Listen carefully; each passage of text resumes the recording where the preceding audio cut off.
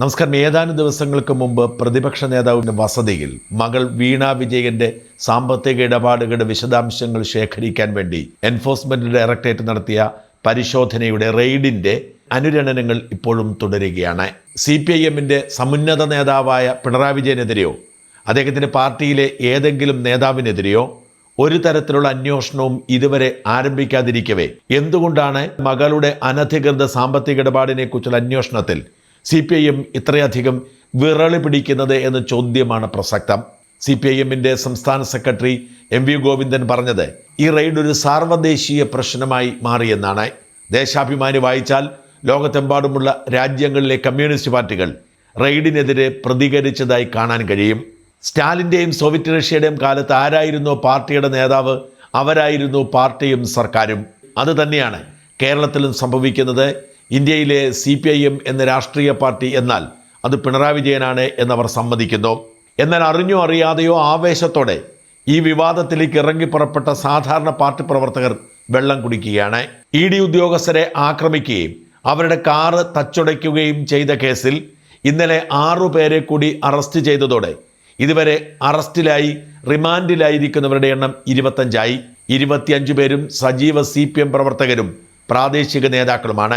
പാർട്ടിയുടെ ഏറ്റവും ശക്തമായ Palayam local committee secretary IP Binu അടക്കം CPM-ന്റെ മുൻ കൗൺസിലർമാർ അടക്കം SFI നേതാക്കളടക്കം 25 പേരാണ് ജയിലിലായിരിക്കുന്നത്. ആകെ പ്രതി ചേർത്തിരിക്കുന്നത് കണ്ടാലറിയാവുന്ന 300 പേരെയാണ്. കേരള പോലീസിന് വലിയ വീഴ്ച പറ്റി എന്ന് സമ്മതിച്ച സാഹചര്യത്തിൽ ആ നാണക്കേട് മാറ്റാൻ ആ 300 പേരെയും കണ്ടെത്തി അറസ്റ്റ് ചെയ്യാനാണ് ഇപ്പോൾ നീക്കം നടക്കുന്നത്. എന്ന് വെച്ചാൽ പിണറായിയെ സംരക്ഷിക്കാൻ എന്ന പേരിൽ അവിടെ എത്തിച്ചേർന്ന ഒട്ടുമിക്ക പേരെയും അറസ്റ്റ് ചെയ്യാനാണ് ആലോചന. ED ഉദ്യോഗസ്ഥരുമായി ആലോചിക്കുകയും ലഭ്യമാകുന്ന ദൃശ്യങ്ങളെല്ലാം പരിശോധിക്കുകയും ചെയ്തുകൊണ്ടായിരിക്കും അറസ്റ്റ് തുടരുക. പൊതുപ്രവർത്തനത്തിന്റെ ഭാഗമായുള്ള അറസ്റ്റാണ്, അതുകൊണ്ട് റിമാൻഡിലാവില്ല എന്നായിരുന്നു പലരുടെയും കണക്കുകൂട്ടൽ. എന്നാൽ എല്ലാവരെയും റിമാൻഡ് ചെയ്യുന്നു എന്നത് ഞെട്ടിക്കുന്ന യാഥാർത്ഥ്യമാണ്.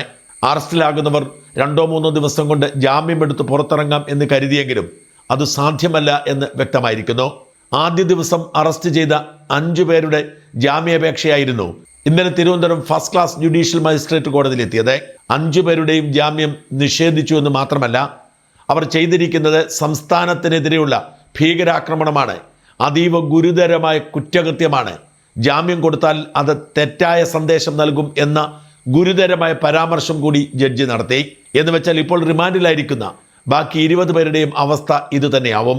ഇനിയും അവർക്ക് സെഷൻസ് കോടതിയിലും ഹൈക്കോടതിയിലും ഒക്കെ പോയി ജാമ്യാപേക്ഷ സമർപ്പിക്കാമെങ്കിലും അവരുടെ ജയിൽവാസം നീണ്ടുപോയേക്കും. അതീവ ഗുരുതരമായ 3 കുറ്റകൃത്യങ്ങളാണ് ഇവർക്കെതിരെ ചുമത്തിയിരിക്കുന്നത്. 1, ഔദ്യോഗിക കൃത്യനിർവഹണം തടസ്സപ്പെടുത്തി. 2, ഔദ്യോഗിക കൃത്യനിർവഹണത്തിൽ ഏർപ്പെട്ടിരുന്ന ഉദ്യോഗസ്ഥരെ വധിക്കാൻ ശ്രമിച്ചു. 3, പൊതുമുതൽ നശിപ്പിച്ചു. ഈ 3 വകുപ്പുകളും നിലനിൽക്കുകയില്ല എന്നായിരുന്നു ഇന്നലെ പ്രതികൾക്ക് വേണ്ടി അഭിഭാഷകൻ ശക്തിയുക്തം വാദിച്ചത്. ഔദ്യോഗിക ഡ്യൂട്ടിക്ക് ശേഷം വീട്ടിലേക്ക് മടങ്ങിയ സമയമായതുകൊണ്ട് തന്നെ അത് ഔദ്യോഗിക കൃത്യനിർവഹണമായി കണക്കാക്കാൻ പാടില്ല എന്ന് പ്രതികളുടെ അഭിഭാഷകർ വാദിച്ചു.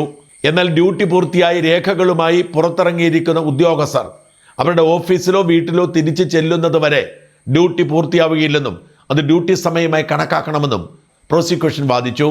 ആ വാദം കോടതി ശരിവെച്ചു. സ്വകാര്യ വാഹനമാണ് ആക്രമിക്കപ്പെട്ടത്, അതുകൊണ്ട് തന്നെ പൊതുമുതൽ നശിപ്പിച്ചു എന്ന വകുപ്പ് നിലനിൽക്കില്ല എന്നായിരുന്നു പ്രതികളുടെ അഭിഭാഷകരുടെ രണ്ടാമത്തെ വാദം. എന്നാൽ ഒരു ഔദ്യോഗിക ഡ്യൂട്ടിക്ക് വേണ്ടി വാടകയ്ക്കെടുത്തിരിക്കുന്ന വാഹനം ഔദ്യോഗിക വാഹനമായി തന്നെ കണക്കാക്കണം, അതാണ് നിയമം എന്ന് ചൂണ്ടിക്കാട്ടി പ്രോസിക്യൂഷൻ വാദിച്ചതോടെ കോടതി അതും ശരിവെച്ചു. വധശ്രമം എന്നത് സംഭവിച്ചിട്ടേയില്ല, ഇത് സ്വാഭാവികമായ പ്രതിഷേധം മാത്രമായിരുന്നു എന്നായിരുന്നു മൂന്നാമത്തെ വാദം. എന്നാൽ ഇഷ്ടികയും ഹെൽമെറ്റും അടക്കം എടുത്ത് സഞ്ചരിച്ചിരുന്ന വാഹനങ്ങൾ തല്ലി തകർത്തത് വധശ്രമമാണ്. ആക്രമണത്തിൽ വാഹനത്തിൽ യാത്ര ചെയ്ത ഉദ്യോഗസ്ഥരടക്കമുള്ളവർക്ക് പരിക്കേറ്റു. അവർ കൊല്ലപ്പെടാനുള്ള സാധ്യത തള്ളിക്കളയാൻ കഴിയില്ല എന്ന പ്രോസിക്യൂഷൻ വാദം കോടതി അംഗീകരിച്ചു. എന്ന് വെച്ചാൽ പോലീസ് ചാർജ് ചെയ്തിരിക്കുന്ന ഗുരുതരമായ 3 വകുപ്പുകളും നിലനിൽക്കും എന്ന് കോടതി സമ്മതിക്കുകയും 5 പേർക്കും ശക്തമായ താക്കീതോടെ ജാമ്യം നിഷേധിക്കുകയും ചെയ്തു. എല്ലാ പ്രതികൾക്കും ഈ കോടതിയിലെത്തി ജാമ്യാപേക്ഷ സമർപ്പിച്ച മതിയാവൂ. ഈ വിഷയത്തിൽ കോടതിയുടെ സമീപനം കൃത്യമായതുകൊണ്ട് തന്നെ ആർക്കും ജാമ്യം കിട്ടാൻ പോകുന്നില്ല. ആർക്കെങ്കിലും ജാമ്യം കിട്ടാൻ സാധ്യതയുണ്ടെങ്കിൽ ഈ കുറ്റകൃത്യത്തിൽ പങ്കെടുക്കാത്ത നിരപരാധികൾ ഏതെങ്കിലും കാരണവശാൽ അറസ്റ്റിലായിട്ടുണ്ടെങ്കിൽ അവർക്കായിരിക്കും. എന്നാൽ ഡിജിറ്റൽ തെളിവുകളും വീഡിയോ ദൃശ്യങ്ങളും ഹാജരാക്കുന്നതോടെ ആ സാധ്യതയും മങ്ങും. കേസന്വേഷണത്തിന്റെ പ്രാഥമിക ഘട്ടത്തിലാണെന്നും ഇനിയും പ്രതികൾ പിടികൂടാനുണ്ടെന്നും അതുകൊണ്ട് തന്നെ തൽക്കാലം ഇത്തരം നിഗമനങ്ങളിലേക്ക് പോവേണ്ടതില്ല എന്നും കോടതി തീരുമാനിച്ചതോടെ അറസ്റ്റിലാകപ്പെടുന്ന മിക്കവരും തന്നെ റിമാൻഡിലാവുന്ന സാഹചര്യമുണ്ടാവും. ഇവർക്കിനി സെഷൻസ് കോടതിയിൽ ജാമ്യാപേക്ഷ കൊടുക്കാം. ഒളിവിൽ കഴിയുന്നവർക്ക് മുൻകൂർ ജാമ്യാപേക്ഷ കൊടുക്കാനുള്ള സാധ്യതയുമുണ്ട്. എന്നാൽ ഏറെ ഒച്ചപ്പാടുണ്ടാക്കിയ, പൊതുമുതൽ നശിപ്പിച്ച ED ഉദ്യോഗസ്ഥന്മാരെ കൊല്ലാൻ ശ്രമിച്ച കേസിൽ അത്ര എളുപ്പത്തിൽ ജാമ്യം സാധിച്ചെന്ന് വരില്ല. കേസിന്റെ വിശദാംശങ്ങളും അറസ്റ്റിന്റെ പുരോഗതിയുമൊക്കെ ആഭ്യന്തരമന്ത്രി രമേശ് ചെന്നിത്തല കൃത്യമായി അന്വേഷിച്ചുകൊണ്ടിരിക്കുന്നു.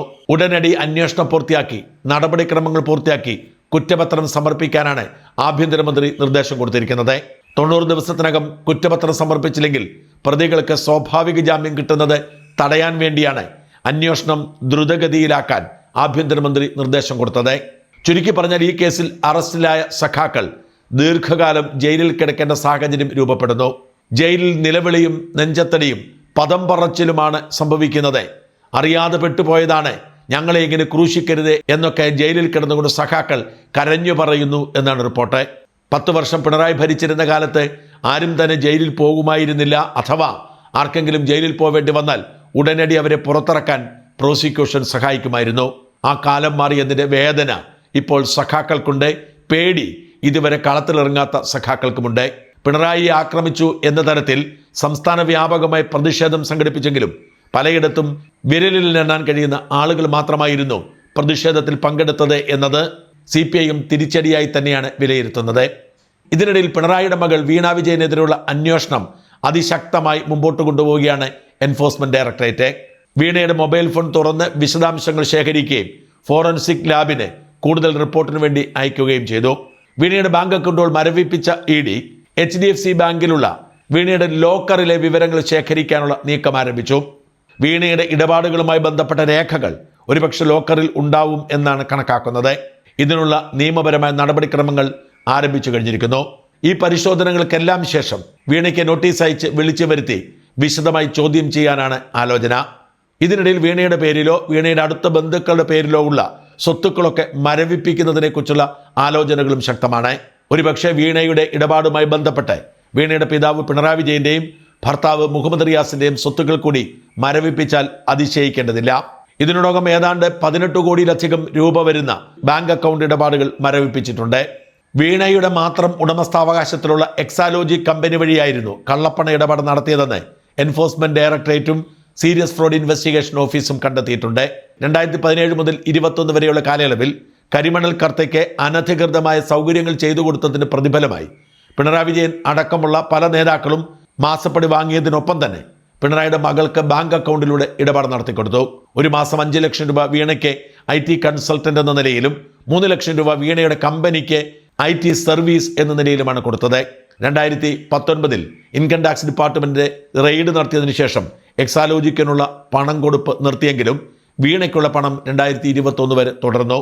വീണയോ വീണയുടെ കമ്പനിയോ CMRL കമ്പനിയുമായി ആകപ്പാടെ ഈ കാലയളവിൽ നടത്തിയിരിക്കുന്നത് 93 ഇമെയിൽ ഇടപാടുകൾ മാത്രമാണ്.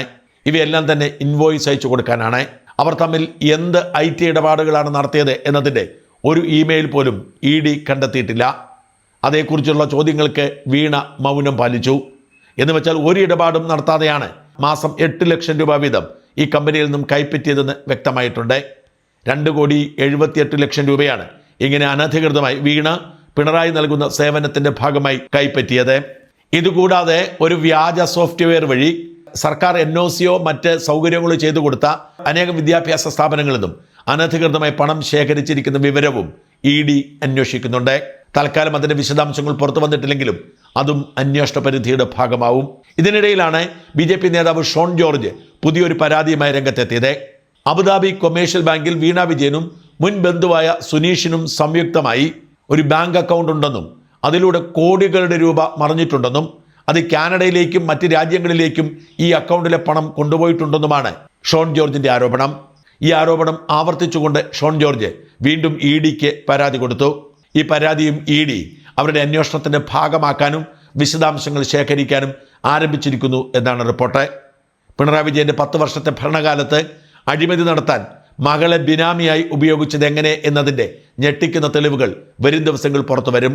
ഈ അന്വേഷണത്തിനിടയിൽ വീണ വിജയൻ ജയിലിലായാൽ പോലും അത്ഭുതപ്പെടേണ്ടതില്ല. വരാൻ പോകുന്ന കറുത്ത ദിനങ്ങളെ ഓർത്ത് വീണ വിജയൻ ഉറക്കം നഷ്ടപ്പെട്ടിരിക്കുന്നു എന്നാണ് വീണയുമായി അടുത്ത ബന്ധമുള്ളവർ പറയുന്നത്. എന്തുകൊണ്ടാണ് ഷോൺ ജോർജ് വീണ്ടും ഇങ്ങനെയൊരു പരാതിയുമായി രംഗത്തെത്തിയത് എന്ന് ഞാൻ ചോദിച്ചപ്പോൾ അദ്ദേഹം പറഞ്ഞ വാക്കുകൾ കൂടി കേൾക്കുക. മുമ്പ് 2004 ഞാൻ സമാനമായ ഒരു പരാതി ഇഡിക്കും കോർപ്പറേറ്റ് ഓഫീസ് മന്ത്രാലയത്തിന് നൽകിയിരുന്നു. പുതിയ സാഹചര്യത്തിൽ ഇഡി കേസ് ഏറ്റെടുത്ത സാഹചര്യത്തിന് വീണ്ടും ഒരു റിമൈൻഡർ എന്ന നിലയിൽ കൂടിയാണ് ആ പരാതി നൽകിയത്. അന്നത്തെ പരാതിയിൽ എക്സാലോജിക്സ് കൺസൾട്ടൻസി എന്നുള്ള ഒരു പേരാണ് ഞാൻ കൊടുത്തിരുന്നത്. ആ പേരിന്റെ ഒരു ചെറിയ കൺഫ്യൂഷൻ എനിക്കുണ്ടായിരുന്നു. പക്ഷെ അത് മുഖ്യമന്ത്രിയുടെ മകളും വീണ ടി എന്ന പേരിലും അതുപോലെ മകളുടെ മുൻ ബന്ധു സുനീഷ് എം എന്ന പേരിലും ഒരു ജോയിന്റ് സിഗ്നേച്ചറീസ് ആയിട്ടുള്ള അക്കൗണ്ട് ആയിരുന്നു. 2016 മുതൽ 19 വരെ ആ അക്കൗണ്ട് ഉണ്ടായിരുന്നു. അതിൽ മസാല ബോർഡുമായി ബന്ധപ്പെട്ടും ഒക്കെ അതിന്റെ കമ്മീഷൻ പണം അവിടെ എത്തിയിട്ടുണ്ട് എന്നുള്ളതാണ് എന്റെ വിശ്വാസം. കാരണം അതില് SLC ലാവലിന്റെയും പ്രൈസ് വാട്ടർ ഹൗസ് കൂപ്പേഴ്സിന്റെ ഉൾപ്പെടെയുള്ള അക്കൗണ്ടുകളിൽ നിന്നും ആ അക്കൗണ്ടിൽ പണം എത്തിയിട്ടുണ്ട്. മാത്രമല്ല ആ അക്കൗണ്ടിന്റെ ഒരു ആവറേജ് ബാലൻസ് എന്നൊക്കെ പറയുന്നത് ഏറെക്കുറെ ഒരു 10 കോടി രൂപയിൽ അധികം ഉണ്ടായിരുന്നു പലപ്പോഴും. അപ്പോൾ എനിക്ക് അവിടെ നേരിട്ട് വിവരങ്ങൾ എടുക്കാൻ കഴിയില്ല. അതുകൊണ്ട് സ്വാഭാവികമായിട്ടും എൻഫോഴ്സ്മെന്റ് ഡയറക്ടറേറ്റ് ഈ വിഷയത്തിൽ പോകുമ്പോൾ ഇപ്പം നിലവിലുള്ള അക്കൗണ്ടുകൾക്കപ്പുറത്ത് വീണയുടെ വിദേശ അക്കൗണ്ടുകളെ സംബന്ധിച്ച് വിശദമായ പഠനം ആവശ്യമാണ്. 2019 ശേഷം വീണ്ടും ഈ അക്കൗണ്ട് ക്ലോസ് ചെയ്തിട്ടുണ്ടെങ്കിൽ വിദേശ അക്കൗണ്ട് മറ്റെവിടെയെങ്കിലും ഉണ്ടായിട്ടുണ്ട്. അപ്പൊ അത്തരം കാര്യങ്ങളെക്കുറിച്ചും വീണ ചോദ്യം ചെയ്യുമ്പോഴും അതുപോലെ ഈ ദിവസങ്ങളിലെ അവരുടെ പഠനങ്ങളിലും അതും ആവശ്യമാണ്. എന്നാൽ മാത്രമേ പിണറായി വിജയൻ എന്ന് പറയുന്ന കള്ളനാണയത്തിന്റെ യഥാർത്ഥ മുഖം കേരള സമൂഹത്തിന് തിരിച്ചറിയാൻ കഴിയൂ. അതുകൊണ്ടാണ് പരാതി നൽകിയത്.